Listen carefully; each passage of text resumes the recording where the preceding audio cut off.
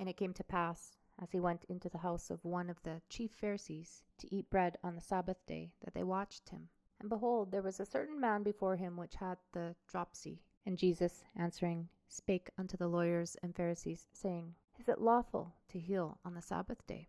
And they held their peace. And he took him and healed him, and let him go. And answered them, saying, Which of you shall have an ass or an ox fallen into a pit, and will not straightway pull him out on the Sabbath day? And they could not answer him again to these things. And he put forth a parable to those which were bidden, when he marked how they chose out their chief rooms, saying unto them, When thou art bidden of any man to a wedding, sit not down in the highest room, lest a more honourable man than thou be bidden of him. And he that bade thee and him come and say to thee, Give this man place, and thou began with shame to take the lowest room. But when thou art bidden, go and sit down in the lowest room, that when he that bade thee cometh, he may say unto thee, Friend, go up higher. Then shalt thou have worship in the presence of them that sit at meat with thee. For whosoever exalteth himself shall be abased, and he that humbleth himself shall be exalted. Then said he also to him that bade him, When thou makest a dinner or supper, call not thy friends, nor thy brethren, neither thy kinsmen, nor thy rich neighbours, lest they also bid thee again, and a recompense be made thee.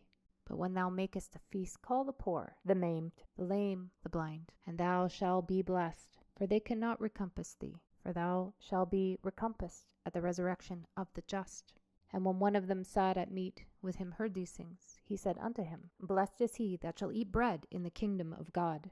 Then said he unto him, A certain man made a great supper, and bade many, and sent his servant at supper time to say to them that were bidden, Come, for all things are now ready. And they all with one consent began to make excuse. The first said unto him, I have bought a piece of ground, and I must needs go and see it.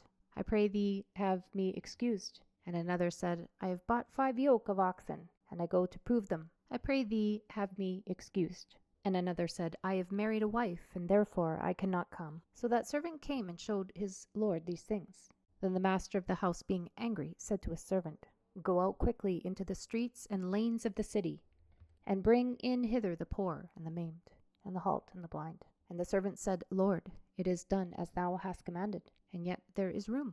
And the Lord said unto the servant, Go out into the highways and hedges, and compel them to come in, that my house may be filled.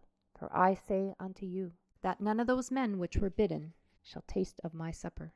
And there went great multitudes with him, and he turned and said unto them, If any man come to me, hate not his father and mother and wife and children and brethren and sisters, yea, and his own life also, he cannot be my disciple. And whosoever doeth not bear his cross, and come after me, cannot be my disciple. For which of you intending to build a tower, sitteth not down first, and counteth the cost, whether he hath sufficient to finish it? Lest haply, after he hath laid the foundation, and is not able to finish it, all that behold it begin to mock him, saying, This man began to build, and was not able to finish. Or what king, going to make war against another king, sitteth not down first, and consulteth whether he be able with 10,000 to meet him that cometh against him with 20,000?